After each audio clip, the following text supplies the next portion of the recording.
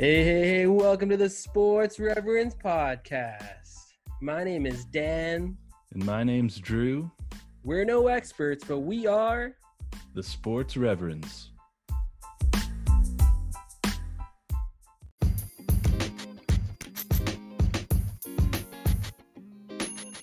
Hey, welcome to the Sports Reverends podcast. How's it going, boys? Good, man. Sports are back, baby. Yeah. Baseball's back, at least for now. We'll see how much longer it goes, but let's kick the Marlins out of the league and let's finish up this year. Yeah. And how about those Blue Jays? Oh, it should be 5-0, but they're looking good. It's looking encouraging. Trending in the right direction. Yeah. A big Nate Pearson start tomorrow. I'm excited for that. Wild. Just wild. They had a graphic of Nate Pearson and Max Scherzer right beside each other. And Max Scherzer has the craziest eyes. Yeah, one's blue, one's brown. Yeah, it scared me. But anyways, let's get into some sports news from around the world. The Florida Marlins, as we mentioned before, season has been suspended until Sunday as 17 players and staff have tested positive for COVID-19. Aaron Rodgers can see his time ending with the Green Bay Packers. Patrick Mahomes joins the Kansas City Royals ownership team. Joe Burrow signs a 4-year, $36 million contract for his rookie deal. Tom Thibodeau is expected to sign as the new head coach of the New York Knicks. Terrible signing. Terrible. And the NHL and NBA both report 0 positive COVID-19 tests. And now a time for a word from our sponsors.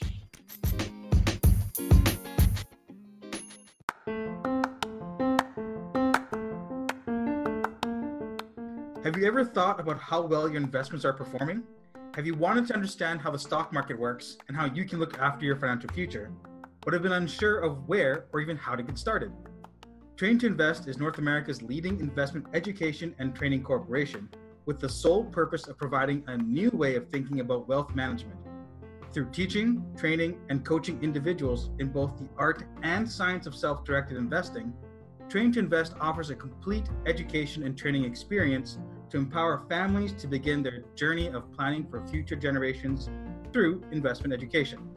To find out more, look at www.traintoinvest.com and download our free ebook. Again, www.train2invest.com to find more information about our program and download our free ebook. Tonight marks the return of the NHL, and I predict that it's going to be the most watched preseason games ever as the Leafs are taking on the Canadiens and the Flames are taking on the Oilers. There's another game, but no one cares about that one. This brought it up to me that which current rivalries in the NHL are you most excited or are you hoping for to match up in the playoffs? Let's start there. Well, for me, as a Leafs fan, I'm sort of hoping for some revenge to take place between Toronto and Boston. It's a long-standing rivalry, original 6 teams. Boston's gotten the better of Toronto in the past 3 or 4 playoffs, but they've been exciting rounds, like Game 7s, but I'm looking forward to that. Gotta love the original 6 teams. Yeah, I don't think you can go wrong that way. I don't know what it is, but there's just something about original 6 teams matching up that is just really cool. So I guess in terms of current playoffs, I'm looking forward to hopefully seeing Pittsburgh just play anybody. They started off with such a darling with, Sid the Kid and Evgeny, and they've kind of just like rolled through, but I feel they've kind of been forgotten. It's not really a rivalry per se, but like I'm excited to watch this team because I think they're going to do some special things. But I would really like to see a New York matchup. That would be, I think, really, really cool. Not sure if all of New York would shut down because things might just start rioting, especially if Tibbs gets named the coach of the Knicks. But Yikes. I think a New York matchup is something that is I would be really interested in. How about you, Dan? Yeah, I think I'm leaning towards, if it works out, however it will work out, the Penguins versus the Capitals. I love seeing Ovi and Sid the Kid go against That's each a good other. one. And that's just me, though. So this also brought up the idea of what has been your favorite hockey rivalry of all time? What's been the most fun for you? Ooh. Uh, I think I can go first Yeah, go ahead. because mine's pretty easy. Growing up watching the Colorado Avalanche and the Detroit Red Wings, I think Wow. that's when I was really kind of more into hockey. And even now when the Red Wings and Penguins play, because, back-to-back Stanley Cup finals. But the Avs and the Red Wings, that was just some heavy games. Like there was a lot of skill, a lot of bodies, and it was just you were getting a great series, regardless of if it was just a regular season game or if a playoff series. So that would be me. Detroit Red Wings and the Avalanche; those really stick out for me, just from growing up. Was there something that really stuck out to you specifically in that rivalry? I think the intensity of it. Okay. The intensity of it, because you were, like I said, you were always, because some rivalries, like one team is good, one team's bad, vice versa. Like it's not often that they're both peaking. But I think with the Avs and Red Wings, and you got characters like Patrick Waugh, who was all over the place and such the Dennis Rodman of the NBA almost in terms of the way he was outspoken. So that added a lot of character to it, and Claude Lemieux. And you got, of course, the great Red Wings team. So I think the biggest thing for me was the intensity and the way they played hockey was gorgeous to watch. I was hoping for you. I was just trying to get you to bring out the goalie fights. I heard you say Patrick Waugh. I was like, yes, this is was it him and Osgood? Or... Oh yeah, that was classic. Okay, Drew, you go. Well, I think to touch on something that Joel said, like some classic rivalries, like the teams aren't good at the same time. Like Toronto, Montreal, they seem to go on runs at different times. They right now, Montreal's not very good and Toronto's sort of getting better. The rivalry that I like to watch the most, though, and I don't even really like either team, but Edmonton and Calgary, whenever they meet up, and it's possible this year that they meet in the playoffs, but it's unlikely as they're both play-in teams. But that's a series I would love to watch, especially now with Calgary having some of these young players like Johnny Gaudreau and then Connor McDavid. But even going back, like Jerome McGinley days, Ryan Smith, and those Edmonton-Calgary matchups were always so heated.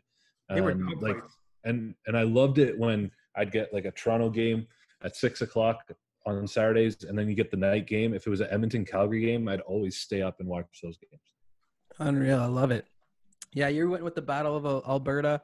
I think I'm going to go with the Battle of Ontario. I loved the Leafs and Sens back in the day with Sedin and Alfredson, the Swedes going at it. I'm a big Cujo guy. Like for 15 years of my growing up, we didn't have the Jets, right? So I pretty much lean towards the Avalanche and the Leafs. So you mean Sundin, right?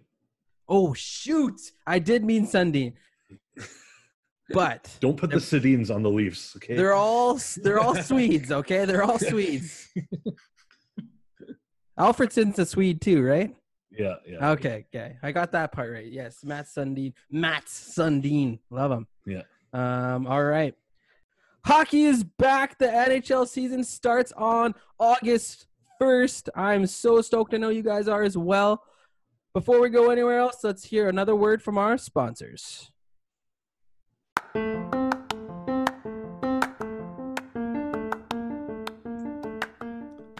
Samara Jane is an Australian-based accessories retailer with all of the latest fashion trends from around the world. Ladies, update your style game with gorgeous earrings, necklaces, and other jewelry for affordable prices. And guys, you can shop for that special lady in your life too. Use discount code SPORTSREV30 for 30% off your entire order. That's SPORTSREV30 for 30% off your entire order. Use discount code at checkout at samaraandjane.com. We are back for some NFL action. There was a major trade in the league. The Seattle Seahawks have traded for Jamal Adams with the New York Jets. They've given them 2 first-round picks, a third-round pick, and Bradley McDougall. What do you guys think of this? This was like ridiculous. Seattle gets Jamal Adams, obviously, and a 4th-round pick in 2022. Well, I think Seattle's just trying to reshape their defense, which at one point was so feared, and little by little, piece by piece, it's not that way anymore. Like they've still got Bobby Wagner in there, who's one of the best, if not, well, with Kuechly retired now, he's the best middle linebacker out there. Yeah. But other than that, I don't see Seattle's defense as that big of a threat. And putting Jamal Adams in the back there will really help that secondary not get beat over the top. And he helps out stuffing up the run game as well. Like he does it all as a safety. And I think it's a great pickup for Seattle. But time will tell, right? Like when we get into some of these other trades, what these picks are going to turn into. It's hard to say. Like New York might end up winning this trade in the end, though. That's true. That's true. There's two things that are about this trade that are really weird to me. One, Jamal Adams didn't sign a contract extension, so he still has the ability to walk eventually. And two, is Russell Wilson ever going to get help? Yes. Like, thank you. Honestly, I know there's the Legion of Boom, and with Sherman and Ken Chancellor and Bob Wagner, the defense was unreal, right? And then that took a lot away from what Russell did to begin with. But you look at that offense, and it really feels like he's playing with a bunch of JV kids. The perception is anyway, right? So for me, it's a decent trade. I mean, Jamal Adams will bring a lot to the defense. He's very versatile. He can move around as a defender. But if you're going to trade your draft capital, like, what about DeAndre Hopkins? Could you have maybe dipped your toe in there? Yeah, right? That's true. Like the best receiver on the Seattle Seahawks is a punt returner. Yeah. Which is wild. Yeah. Yet Russell Wilson continues to put up stats. That's why you put him in tier number 1 with an A+ quarterback. But it seems like Seattle has done that. Like they did this with Clowney as well. Like, yep, that's a good point. They made a trade for him and haven't. He's unrestricted right now, right? He still hasn't signed. I don't think so. Yeah, I don't know. I don't know what their strategy is here. And getting a guy as young as Jamal Adams, you want him locked in. Yeah. But it doesn't seem like they're doing that, because usually you hear the day after or the day of, like, this is a trade and sign. Yeah. But if it came with a contract extension, I would be a little more convinced about the trade. Like it most likely will. Like it's gonna. Like he's. Maybe. I'm pretty certain that he will. I would put. I think that was part of the trade talk. It seems like he's a guy that wants to weigh his options. So I don't think it's a guarantee, because I think he said he puts himself up in the best defensive. I forget who he compared himself to, but he was comparing himself up against the best defensive players in the league. Yeah. So he can basically have his choice of where he wants to go. Because for you as a Cowboys fan, I think you'd like that. Yeah, definitely. But I just don't think they would trade all of that for him without knowing he's going to sign. Well, what did they trade for Clowney? Did they trade Clowney or let him go? They trade for him. I'm pretty sure. I just don't know if they re-signed him because he wanted so much money. But still, like, But anyways, this is what I'll say. Before I get to this, the Seattle defense and what Adams brings, let's talk about their offense for a second. You know, they drafted DK Metcalf. He's a beast. He's gonna be good. And they just signed Greg Olsen. They have Chris Carson. They got Lockett. So like Wilson has some weapons now. He's got the over-the-top guy. He's got hopefully. I guess they're assuming Metcalf is going to be taking the next step, which I think he kind of has. And then the addition of Greg Olsen. Yeah, Olsen's old, but they have a few of yeah, exactly. So they have a rotation with him. But to counter your point, though, would you rather not have DeAndre Hopkins? Oh, of course, I would rather have. Oh, actually, I don't know about that. If we had to give up the same amount of stuff, I don't know if I'm trading for a receiver. I don't think I'd ever do that. What did Arizona give up? Yeah, Arizona gave up barely anything with Johnson. Yeah, right. They gave a pick as well along Johnson. Yeah, I don't. But can you count Johnson as a first round? Like, would you count him as a first round pick? Yeah, he's going to be their go-to back there, and he's going to have a good year, I think. So they basically gave up a 1 and another player pick. who's a first round draft. Yeah. So it's the same thing almost. Well, a third and a 2 first is a lot. So they could have given up less and got DeAndre Hopkins, is what Joel's saying. Thank you. Yeah, like I think obviously anyone would have pulled that trigger. I think lots of teams would have pulled that trigger, but it's just a different argument because I don't think they had the opportunity to. Right? It's like the people looking at Jimmy Garoppolo saying, why wasn't anybody given the second round pick to? Yeah. Right. So anyways, I think Jamal Adams does bring a lot to the Seahawks defense. Jamal Adams is arguably the best safety in the game. And this makes their defense that much better. Now, long-term, this might hurt them. But for the next few years, if assuming Adams resigns, this gives them a chance to, I think, really compete with their division is ridiculously strong. This gives them a chance to compete. So I think they're playing for the now. I don't think their defense is that good anymore. It's good on reputation, but can you name any other players other than Bobby Wagner and Jamal Adams? Well, like they performed decent last year, right? Like what was their defensive rating? I don't think they were a top tier defense. And it's tough because you're just assuming a lot of things on the offensive side. Like Metcalf is going to get better. Like you don't know that for sure. And their offensive line is still terrible. Well, you can say that for anything about the receiver. I agree. But he's projecting to go higher. Like he had a decent year last year, ascending. And their defense, yeah, they're bottom half of the league rating. But they're going to be better, right? We hope. Jamal Adams makes you better. They lost Clowney.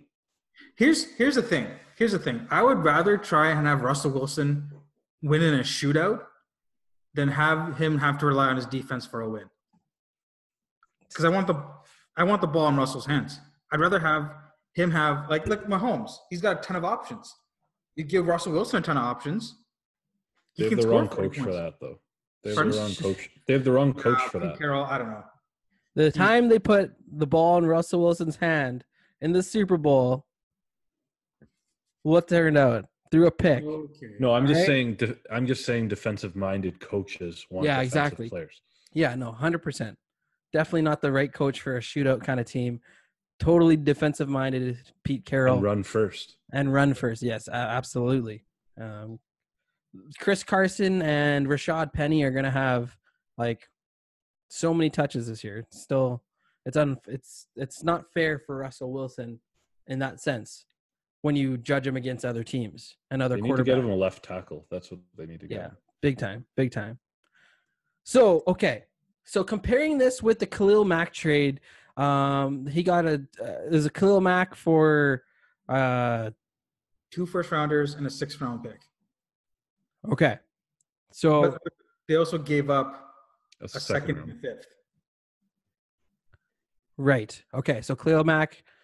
Okay. Yeah. So let's compare the trade. Compare it to Jamal Adams, the value of Jamal Adams and Khalil Mack. And once you give up. If you go back to our pod where we ranked the top 10 positions, like Khalil Mack plays a significantly more important position than Jamal Adams. Not according to a lot of people. According to the Sports Reverends top 10, yes. Okay, I will disagree with you on that. But ESPN's Bleacher Report, Fox Sports all has safeties in their top 10. No, I'm not saying not in the top 10, but I think Khalil Mack's position is a lot more important than a safety. Right? Look at him and Aaron and Donald. They get after guys. That changes the game. Yeah. Right? Well, Khalil Mack changed that division, the NFC North. Yeah. It's just too bad the Bears have such a terrible offense. They couldn't put any points on the board. Right? So if you look at what Chicago got compared to what they had to give up, they still got 2 picks. They got Khalil Mack, who plays at a premium position, and they gave up 2 first-rounders and a 6th. Now you look at what Seattle had to give up. That's a lot. That's a lot. Right? So they gave up more and theoretically got back less. But also Chicago signed Khalil Mack right away. Exactly. That's another big bonus. Yeah, that's true. Right? So I find it seems like a very lopsided trade. We'll have to see if Adams signs longer. But if he doesn't, well, then that's 2 premier defensive players that Seattle picked up, took a risk on, and they walked. And just revisiting the Bears trade, the Raiders got out of those picks Josh Jacobs, who looks to be unreal, a legit number 1 back. So that's the risk you're pulling with Seattle, right? Yeah. I'm not saying Seattle would have drafted a good offensive player or a good offensive lineman or something like that, because I don't know what the plan given is. That opportunity cost. Yeah. Right. What do you think, Dan? Like, it's hard to say. Like, I think the value for sure, Khalil Mack and the Bears. I think the Raiders got a lot back. I think Bears got. I think it was more even than we first thought. I thought we all kind of thought that. What are the Raiders doing at first? Right now, the Raiders are in position to take the next step, and they're set up that way. John Gruden's got things going there. And if they had Antonio Brown last year, who knows what would have happened with them, right? How far could they have? They might have made the playoffs. With that being said, I guess comparing the two, yes, that's more fair. And the Seahawks definitely gave up too much. But, you know, when you're shopping, you go shopping, you really like something, right? Yeah. And it's going to be worthwhile to you. Sometimes you just have to pay a little more for it, you know? I want the Jordans with the purple colorways, not the black ones. You're emotionally buying is what you're saying. Yeah, I'm not that kind of shopper, Dan. I go to the store 4 or 5 times and wait for it to come on sale. Drew shops at Costco, all right? Let's get them jeans with them stretchy waist and like the old literally t-shirt. Yeah, like literally when I bought, I'll just talk about, like I bought a guitar. I went in that store probably 10 times before I ended up buying it, and I waited for it to come down on sale, get a good price. Okay. But I can see what you're saying. If Right. Seattle's saying this is the missing piece, Yeah. I'm going to just – because who cares if you win a championship, right? Because those first-round picks aren't helping you this year. That's true. Yeah. So if they go out and win this year, it's worth it. True. And Think about it. Think about it. Okay, I'm going to say this. Think about it from Pete Carroll, okay? He's getting up there in age. Is he really thinking that far in the future? He's in win now mode because he doesn't have that much now mode left. I'm just saying. But you still have how many years left of Russell Wilson? You got 10 years left of Russell Wilson. Yeah, for sure. So you don't want to mortgage your future. You don't want to pull an Aaron Rodgers. Yeah.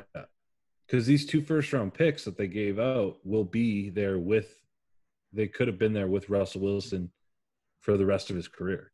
And on the flip side, too, though, we know Seattle's a good team, so those picks might be in the lower end, or should be in the lower end of the draft, right? So, Yeah. When But I think the biggest Right. factor here is not signing him. I think that's what we can agree on is Yes. the biggest difference in these two trades. Yeah. And that makes me more nervous Yeah. because Bounty's gone, and now we have this whole situation which may occur again. You just can't keep financing growth now with your future draft picks because it's going to come up and bite you in the butt. We've seen that so many times in many different sports. There has to be a win now mentality, but with especially the NFL with the draft capital, if you can stockpile a few draft picks, that makes things a lot easier for you to rebuild. So even if New York has, let's say, a mid-tier first rounder next year and a low-end first rounder, that's 2 first-round picks they can use to solidify anywhere they want. They can pick one offensive guy, one defensive guy, 2 offense, 2 defense, right? So it gives them a lot of flexibility, or use those 2 picks to trade up to get somebody who they really want. So I think, obviously, as with any trade, we have to give it time. My gut is saying that New York will end up winning this trade. That's what I'm feeling right now in end of July here. I think overall, like, I agree. New York, if I would do this trade if I'm New York because you're getting so much. Yeah. But you look at the dysfunction of New York, they're going to screw it up, right? I don't know how you can, like, add that into, like, rating the trade because New York is just going to screw it up as they always screw it up. But that's just how it's going to be. If we look even in 10 years, who's going to have the best, who's going to be better at the end of this? It's going to be the Seahawks. Right? We'll see. I don't know. I don't think it's that cut and dry. I just put it that way. I think it's like that cut and dry because it's the Jets. A sad, sad, sad franchise. Drew, what is your thoughts? Yeah, I agree with you. I was going to mention that point of what are the Jets actually going to do with these picks. But I'm a big believer in Sam Darnold. I think they've got their franchise quarterback there. If they can start to build out something out of these picks, like it'll take a while, which is why maybe you don't need Jamal Adams right now. Yeah. Well, look at the division too. Yeah, and look at it's going to be, well, the Bills and Dolphins are going to be getting better. No, but that's what I'm saying. They may be on track to get better once the contracts of the Bills and the Dolphins are just too expensive. Right. So they may be saying, okay, look, we may be on a 3-4 year plan here in theory to come in underneath that. But honestly, like, if I look back at the Raiders and Bears, like, I didn't know what the Raiders were doing, and I thought the Raiders were idiots for making that trade. And now I'd take the Raiders roster right now, I think they've got their franchise quarterback. I think he's underrated, and I like their path. So who says the Jets can't do it? Dan says they can't do it, but I am not. I'm not a believer in that franchise. You're a contrarian. Yes.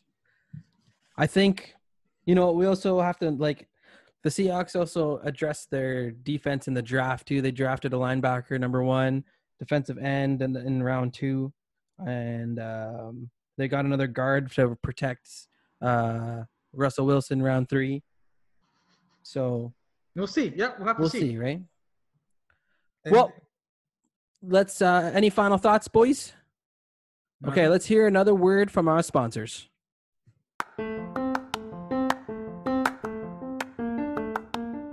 With no sports to watch on TV, esports have been shooting off the charts. What are esports, you may ask? Well, basically, it's competitive video gaming. Esports are fun to watch, and my favorite gamer to watch is a guy named Vandalize.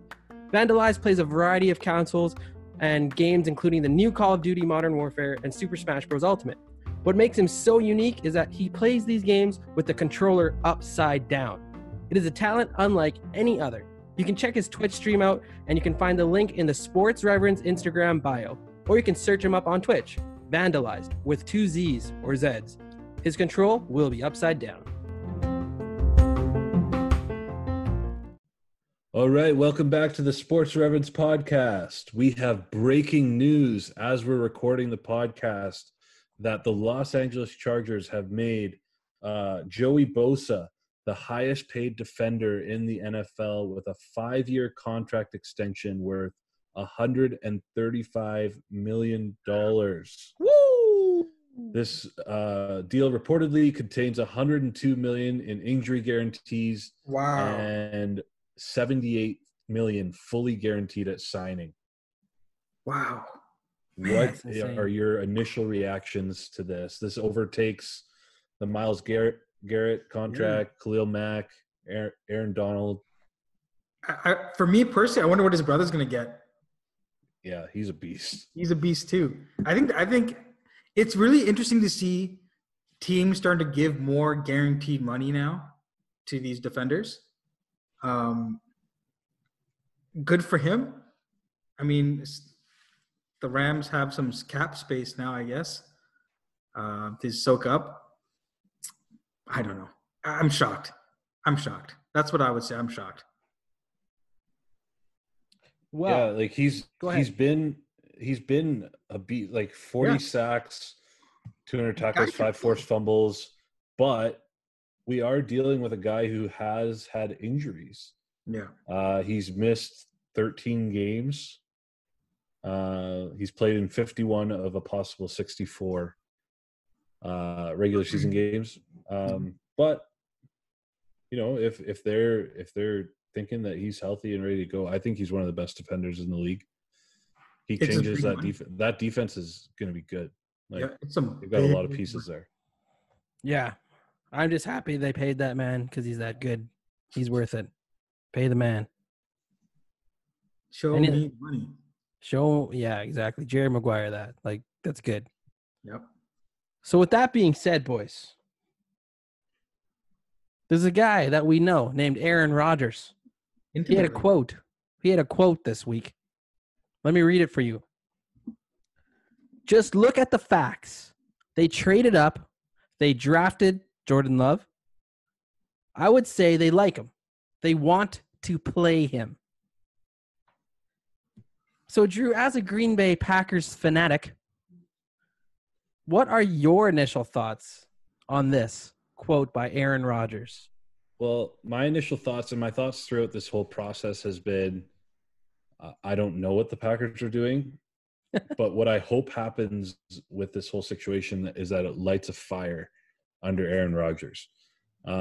He's sort of been playing lackadaisical the last couple of years. Sort of doesn't look like he cares all that much.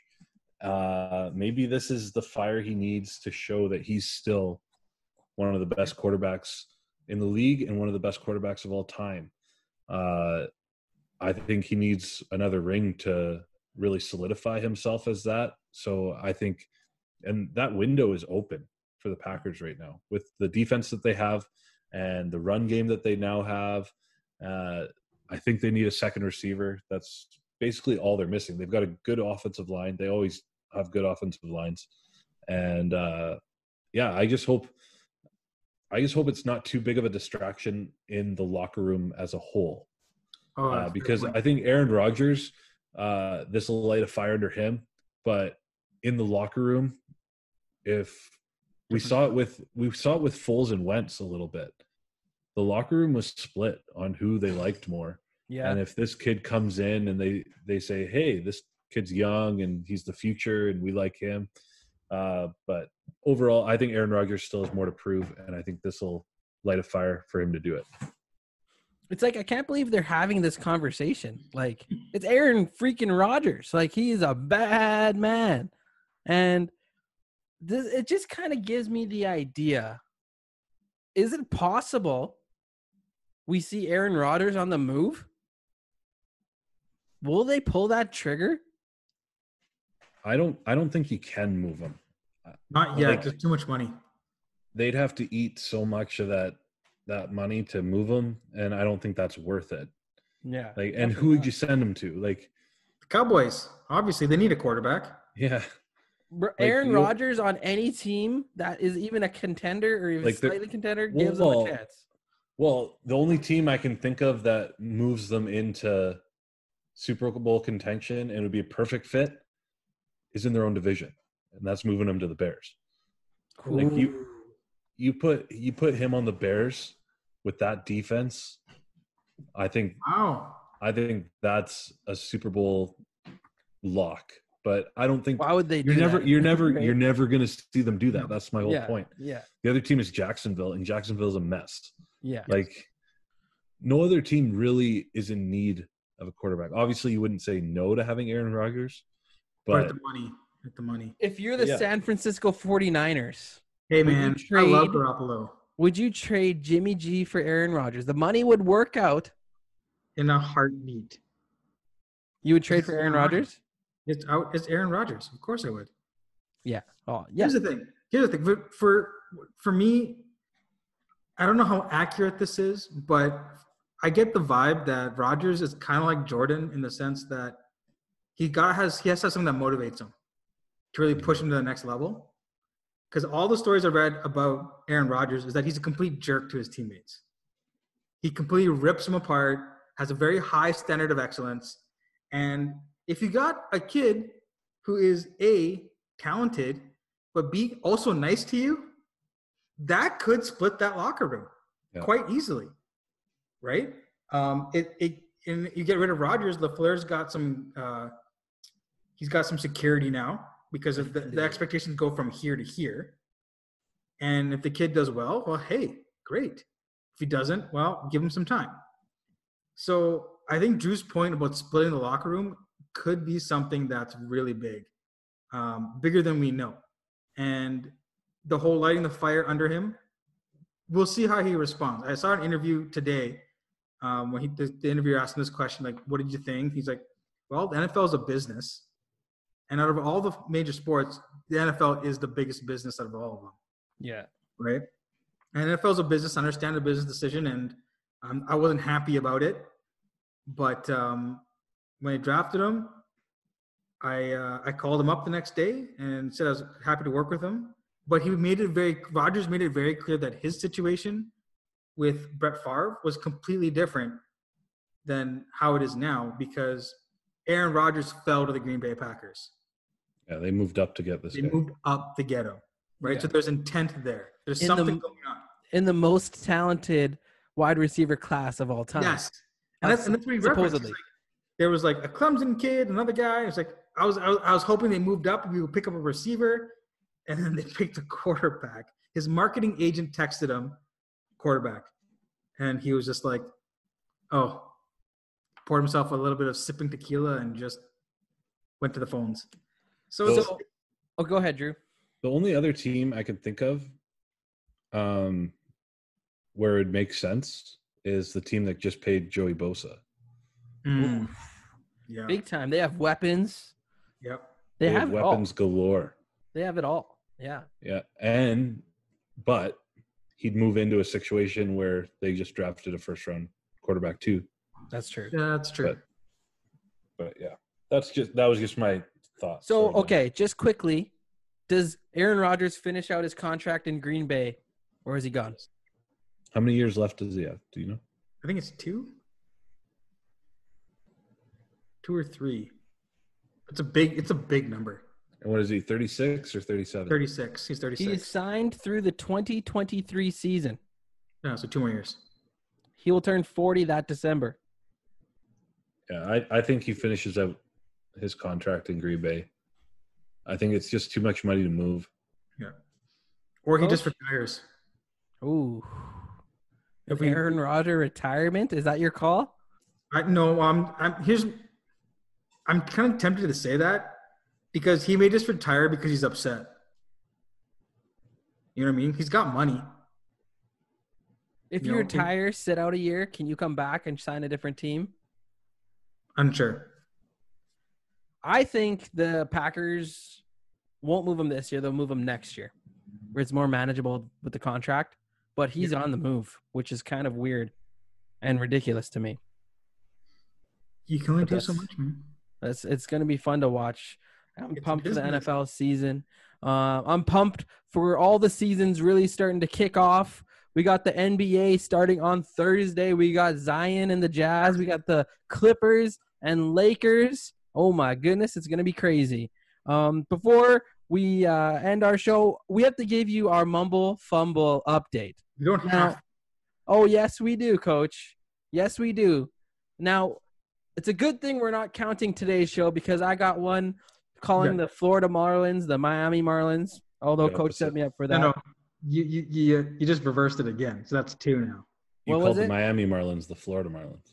That's what I meant. Drew said lackadaisical. I don't know what that means. It's That's a real lackadaisical. word. So It's lackadaisical. Let's get that straight. you just said you know what it means. So how do you even know? Yeah, I don't know what lackadaisical means. Yeah. Okay. Coach always says bumble fumbles, but You had to look that up to find that out. So No, I only knew this because Coach has actually corrected me on it before and made me feel bad about myself. That's my job. With that being said, our Mumble Fumble contest ended before this show, and it's a good thing because we have very good thing for you. in the top of the charts is Drew Martin with 7 Mumble Fumbles. Which isn't bad. That's a good number. Coming in second place is the other sports reverend, Dan. That's me with 8 Mumble Fumbles. And the winner of the Mumble Fumble contest is, yes, you guys already know, the Coach. Yeah. And Coach, that means I get to pick out his video, right? that is incorrect. You also said that last show, but we actually agreed that we're going to put it up to the fans to choose. No, but then I get to pick out of the fans. The fans' choices, yeah. Okay. Yes, you're right. It's a really good thing Mumble Fumble's over. It's a great You would be thing. up here doing I'm it. on my triple Mumble Fumble right now. Triple Fumble. Triple Mumble. over here. Yeah, the fans pick, and then I get to pick from the fans. So fans, this is what we need you to do. Keep it G-rated. Got to keep it G-rated. Although someone sent me a funny one that Joel could do with involves him wearing a tube top. Mm. Ugh. But No. we'll see. Okay, so fans, you got to send us links for TikTok dances because Coach, we're going to do a little bit of both, okay? We're going to collect all the links. We're going to make a vote for the fans, and then from those we'll narrow it down and we'll give Drew Martin, the winner of the Mumble Fumbles, because he had the least. This is why he's the golfer. The chance to choose the TikTok dance for Coach. So by the time this is all said and done, it'll be 2021. So No, we're gonna finish out this week putting it to the fans, and we're gonna have the fans next week vote on which ones to do, and then Drew will choose for, I guess it'll be like mid-August by then. So, it's gonna be fun. It's gonna be great, yeah, guys. easy for you to say. I might have another kid by then. Hey. Basketball starts on Thursday. Hey, The NHL starts on Saturday. This is a great week. And baseball might be over by then. To end the show, let's do a quick poll. Does the MLB finish the season? Not a chance. Says Drew. I'm gonna go. They finish it out. Coach says they finish it out, and I say yes. Money talks. They're going to find a way. They're going to find a way. It could be totally minor league players playing each other. That taxi squad doesn't get really big. I might get a call. Here. Stranger All things. right. Peace out, world. Peace. Peace.